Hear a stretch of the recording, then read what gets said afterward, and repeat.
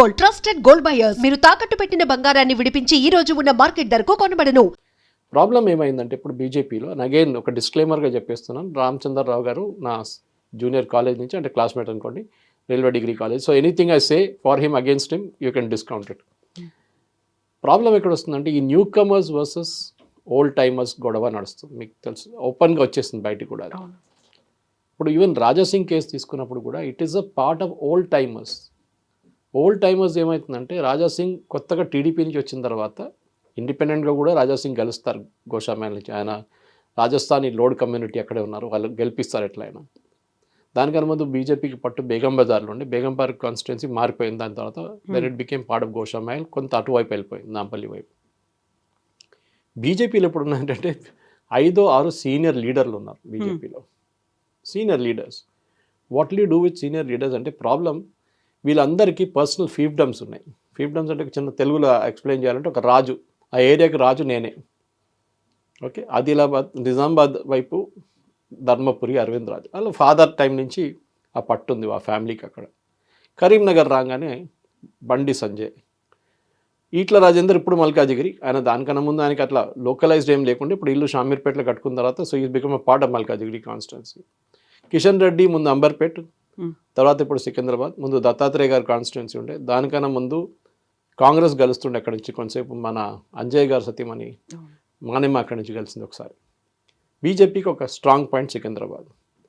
అటువైపు మీరు చూస్తే కొత్త వచ్చిన కాన్స్టిట్యున్సీ బీజేపీ చేతికి వచ్చింది ఒకటి.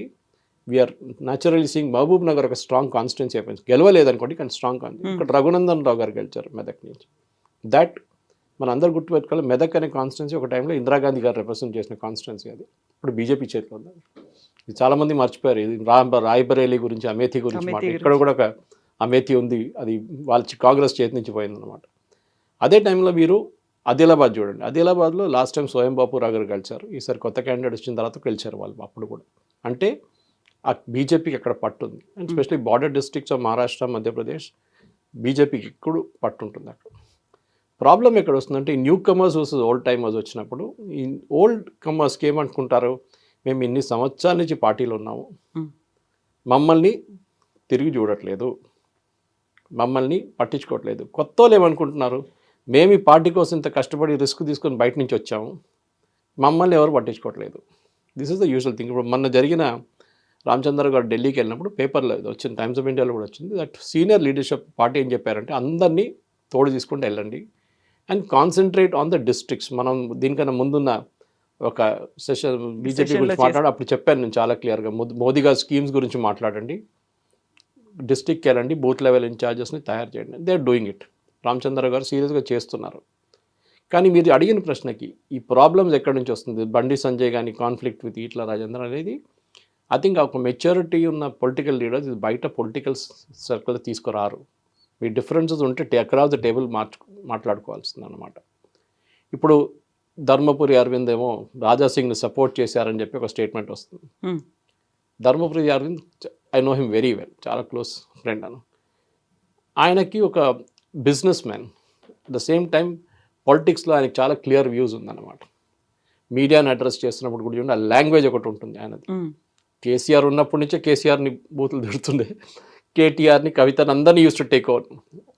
కానీ అట్ ద సేమ్ టైం రాజాసింగ్ని ఎందుకు సపోర్ట్ చేస్తున్నాను కొంతమంది అందరూ అడిగారు, ఇవాళ మీరు అడగలేదు కొంతమంది అడిగారు. So obvious answer is because Rajasingh లాంటి పార్టీలో ఉండడం బీజేపీకి ఎప్పుడు మంచిదే. ఎందుకంటే ఒక విజల్ కొట్టంగానే 1,00,000 మంది వచ్చేస్తారు రాజాసింగ్. ఏ బీజేపీ లీడర్లో ఆ కేపబిలిటీ లేదు. Let us be very clear, తెలంగాణలో ఆ కేపబిలిటీ కొంతమందికే ఉంటుంది. బాలాసాహెబ్ థాకరే ముంబైలో ఉన్నప్పుడు ఆ లెవెల్ కాదు రాజాసింగ్ అని చెప్తున్నా as an example. Balasaheb Thackeray ఇట్లా కొట్టంగానే 2,00,000 మంది శివాజీ పార్క్ వచ్చేస్తారు. ఆ కేపబిలిటీ ఉండాలి న్యాచురల్ లీడర్షిప్లో. ఇప్పుడు జరుగుతున్న ఈ గొడవలు ఐ థింక్ వీళ్ళిద్దరూ ఒక హోటల్లో కూర్చొని ఒక రోజు అక్రాస్ ద టేబుల్ మాట్లాడుకుంటే ఇది సార్ట్ అవుట్ అయిపోతుంది. కాన్ఫ్లిక్ట్ ఎక్కడ నాకు అర్థం కావట్లేదు, ఎందుకంటే వీళ్ళ జాగ్రఫీ కూడా టచ్ కావట్లేదు. కరీంనగర్ ఎక్కడ ఉంది, మెడ్చల్ మల్కాజిగిరి ఏమో బోడుపల్లి నుంచి కుక్కట్పల్లి దాకా ఉంది కాన్స్టిట్యున్సీ, అంత పెద్ద కాన్స్టిట్యున్సీ, 38 లక్షల voters, biggest in the country. Conflict maybe అనుకుంటాను బహుశా ఈ ప్రెసిడెంట్షిప్ ఎలక్షన్స్ టైంలో నాకు కోఆపరేట్ చేయలేదు, చాలా తక్కువ ఓట్లు వచ్చేలా చేసింది అనేది సంజయ్ చెప్తున్నమాట. ఈయన అనే మాట ఏంటంటే, నాకు నా కాన్స్టిట్యుయెన్సీలో ఎన్ని ఓట్లు అయితే వచ్చాయో అన్ని ఓట్లు నేను నీకు ఎంపీగా ఇప్పించాను అనే మాట ఈయన అంటున్నారు. ఇది ప్రాబ్లం ఎక్కడ వస్తుందంటే, నేను ఓట్లు మీకు ఇప్పించాను, మీరు ఓట్లు మాకు ఇప్పియలేదని చెప్పేసి. బండి సంజయ్ కార్పొరేటర్గా ఉన్నప్పటి నుంచి కరీంనగర్లో ఆ ఏరియాలో మున్సిపాలిటీలు చాలా పనిచేశారు ఆ టైంలో. బహుశా సింపతితో ఫస్ట్ టైం గెలిచారంటున్నారు, ఉండొచ్చు. ఎంపీగా కూడా గెలిచారు.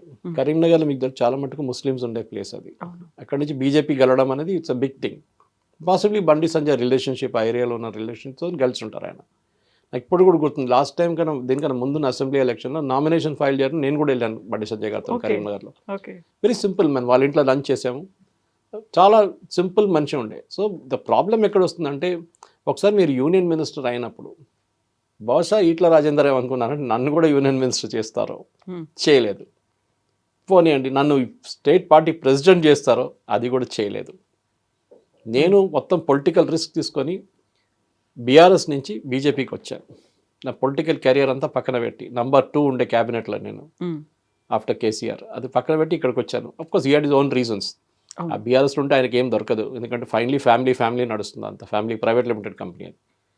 సో బీజేపీ, మీరు అడిగిన ప్రశ్నకి బీజేపీలో ఏంటి గొడవ అంటే, అసలు నేను చెప్తాను గొడవ లేదు యాక్చువల్లీ. అక్రాస్ ద టేబుల్ కూర్చొని సార్ట్అవుట్ చేసుకోవచ్చు. సీనియర్ లీడర్షిప్ కూడా చెప్పారంటున్నారు రామచంద్రరావు గారికి, సార్ట్అవుట్ చేయండి అని చెప్పేసి. ఎందుకంటే పబ్లిక్లో ఎప్పుడు ఇది ఇమేజ్ రాకూడదు, కొట్లాడుతున్న పార్టీ అని చెప్పి రాకూడదు. ఈ కల్చర్ వచ్చింది కాంగ్రెస్ నుంచి.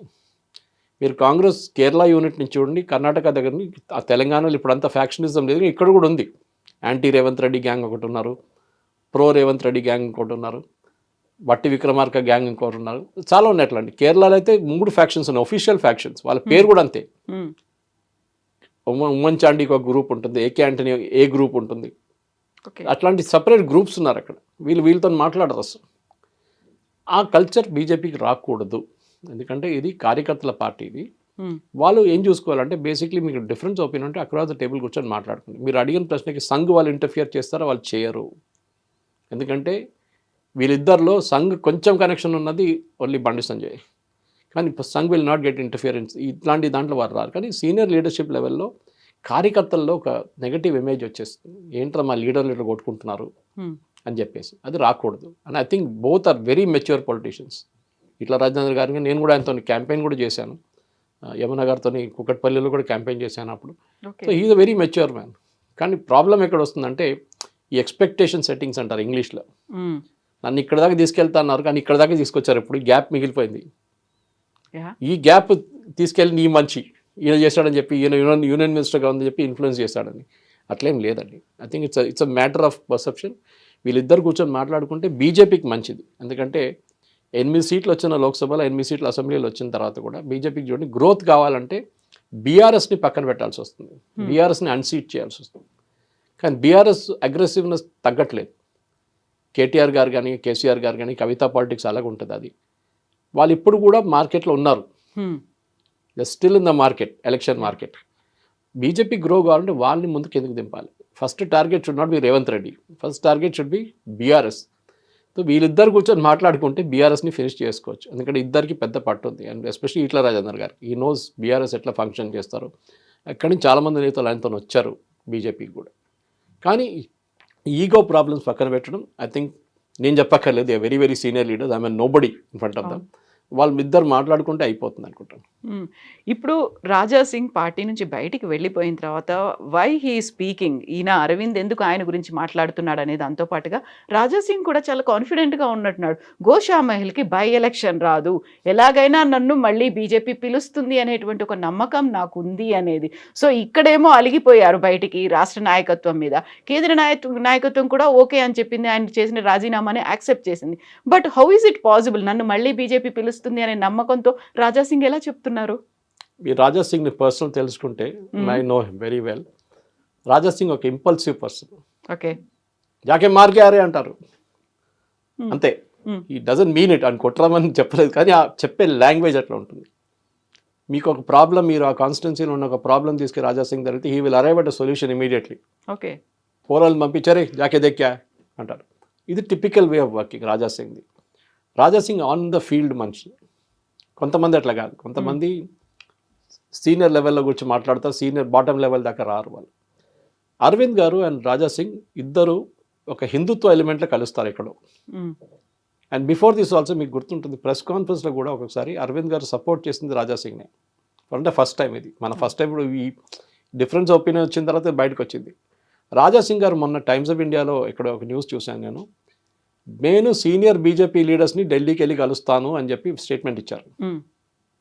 అంటే resignation is not final. Party నుంచి ఇప్పుడు దీనికన్నా ముందు కూడా ఒకసారి సస్పెండ్ అయ్యారు, ఆయన బయట నుంచి వచ్చిన మనిషి, ఈ can easily get back to the party అని ఆయనకు కాన్ఫిడెన్స్ ఉంది. బీజేపీకి కూడా తెలుసు గోషా మహల్ నుంచి ఇంకే క్యాండిడేట్ పెడితే కూడా వాళ్ళు గెలవరు. అది రాజా సింగ్ ఏరియా, అది రాజస్థానీ లోడ్ కమ్యూనిటీ. ఆ కమ్యూనిటీ నుంచి ఇంకో మనిషిని పెడితే ఇంకో మాట, కానీ యాజ్ ఆన్ రాజా సింగ్ ఉన్నప్పుడు అక్కడి నుంచి గెలవాలి. So BJP should use it as an advantage. Okay, శోభయాత్రలు చేయడం ఒకటే కాదు రాజా సింగ్ స్ట్రెంగ్త్. ఆయన ఒకసారి భైసాకి వెళ్తే నేను వెళ్ళాను, గుర్తుంటుంది మీకు, అప్పుడు పెద్ద రైట్స్ జరిగింది అక్కడ, ఆ కమ్యూనల్ రైట్స్ లాంటి అక్కడ జరిగినప్పుడు నేను కూడా అక్కడ వెళ్ళాను. రాజా సింగ్ పట్టు అక్కడ చూశాను నేను. ఆయన ఇస్తున్న స్పీచెస్ కానీ, ఆయన ఒక్కొక్కసారి వెళ్ళి ఫ్యామిలీ మెంబర్స్ని కలవడం కానీ లోకల్ లీడర్స్ చేయలేకపోయారు. అది అంత ఇంపాక్ట్ ఆ టైంలో. అంటే అక్కడి నుంచి హైదరాబాద్ నుంచి సిటీ నుంచి వచ్చి ఒక మనిషి నిజామాబాద్ వైపు దాకా వచ్చి అక్కడ వచ్చి బైసా కానీ ఆదిలాబాద్ ఆ డిస్ట్రిక్ట్స్ అంతా తిరగడం అనేది చాలా ఇంపార్టెంట్. ఒకసారి నాకు ఇప్పుడు కూడా గుర్తుంది, ఇది కరీంనగర్లో ఒక ర్యాలీ ఉండే, బండి సంజయ్ గారు ర్యాలీ ఉండే, యోగి ఆదిత్యనాథ్ గారు వచ్చారు యూపీ నుంచి ఆ ర్యాలీ రీడ్ చేయడానికి. 5 కిలోమీటర్ ర్యాలీ ఉండే. అడిగారు ఎవరెవరు బండ్లు ఉండాలంటే, ఐ బిలీవ్ యోగి ఆదిత్యనాథ్ గారు చెప్పారు, I cannot confirm, Raja Singh బి చెయ్యి అన్నారంట. ఎందుకంటే వాళ్ళిద్దరు మ్యాచ్ అవుతారు వేవ్ లెంగ్త్. అదే వేవ్ లెంగ్త్ నేను అరవింద్ గారు రాజా సింగ్ గారు కూడా చెప్పాను, ఎందుకంటే both match on Hindutva levels. Arvind గారు ఒరిజినల్ హిందుత్వ కాదు కానీ, ఆర్ఎస్ఎస్ బ్యాక్గ్రౌండ్ కాదు కానీ, ఆయనకు ఆ హిందుత్వ ఎలిమెంట్ అనేది చాలా ఉంది.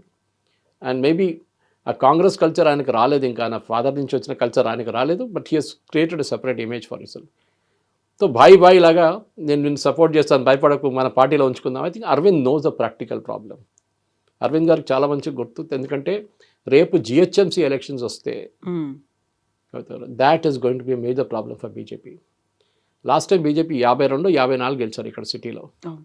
మోస్ట్ ఆఫ్ ద సీట్ గెలిచింది ఎక్కడంటే నాన్ తెలుగు స్పీకింగ్ పాపులేషన్ ఉన్న ఏరియా నుంచి గెలిచారు ఎక్కువ. అది చాలా ఇంపార్టెంట్ మెసేజ్, ఎందుకంటే హైదరాబాద్ కాస్మోపాలిటన్ సిటీ, రియల్ ఈ సిటీ ఎవరు సెటప్ చేయలేదు. అసబ్జాయి వచ్చారు, కుతుబ్జాయి, వాళ్ళందరూ వచ్చారు దానికన్నా ముందు. కానీ సిటీకి బెంగళూరు లాగా కెంపగౌడ సెటప్ చేశారు, ఫౌండర్ కెంపగౌడ అని చెప్పి ఇక్కడ ఎవరు లేరు ఫౌండర్. అట్లా మహారాష్ట్ర నుంచి ఉన్నారు, కర్ణాటక నుంచి ఉన్నారు, మలయాళీలు ఉన్నారు, తమిళన్స్ అందరూ ఉన్నారు ఇక్కడ. జిహెచ్ఎంసీ ఎలక్షన్ చాలా క్రూషియల్ బీజేపీకి, ఎందుకంటే దీనికన్నా ముందు మనకు తెలుసు బీఆర్ఎస్ ఎంఐఎం కలిసి పోటీ చేస్తుండే, అన్అఫీషియలీ అఫీషియల్లీ. మేయర్ కూడా వాళ్ళ మనుషులు, వీళ్ళకి సపోర్ట్ చేసుకుంటారు. ఇప్పుడు కాంగ్రెస్ వాళ్ళు అదే చేస్తున్నారు పని, ఎంఐఎం సపోర్ట్ చేస్తున్నారు ఇండైరెక్ట్గా. ఎంఐఎంని ఓల్డ్ సిటీ నుంచి అన్సీట్ చేయలేరు, కానీ కొన్ని సీట్లు ఉన్నాయి ఓల్డ్ సిటీలో బీజేపీ గెలవచ్చు. ఇందుకు ముందు కూడా గెలిచారు కార్పొరేటర్ సీట్లు. దానికోసం డెఫినెట్గా ముందుకు వెళ్తూ రాజా సింగ్ని పార్టీలో ఉంచుకోవాల్సిందే. Raja Singh will make a huge impact in the old city. మీరు జిహెచ్ఎంసీ సికింద్రాబాద్ వైపు కానీ ఇటువైపు వస్తే it's a different story all together. కానీ రాజా సింగ్కి ఓల్డ్ సిటీ నుంచి, గోషా మహల్ నుంచి మన తాడ్బండ్ ఉన్న హనుమాన్ టెంపుల్ దాకా ఇన్ఫ్లుయెన్స్ ఉంది. దానికన్నా అవతల కూడా ఉంది అనుకోండి. కానీ ఆ ఇన్ఫ్లుయెన్స్ యూజ్ చేయాలంటే బీజేపీ యాజ్ మచ్ లోకల్ ఎలక్షన్కి ఎంత ప్రిపేర్ చేస్తున్నారో, జిల్లా పరిషత్ కానివ్వండి, ఎంపీటీసీ, జెడ్పీటీసీలకి, అదే ప్రిపరేషన్ జిహెచ్ఎంసీకి చేయాలి బీజేపీ. మళ్ళీ లాస్ట్ మినిట్ లేసారనుకోండి ప్రాబ్లం అవ్వబోతుంది. అక్కడే the relationship between Raja Singh and Arvind will come to the fore అనమాట. అక్కడ వాళ్ళిద్దరికి ఒక సింబయోటిక్ రిలేషన్షిప్ ఉంది వాళ్ళిద్దరికి.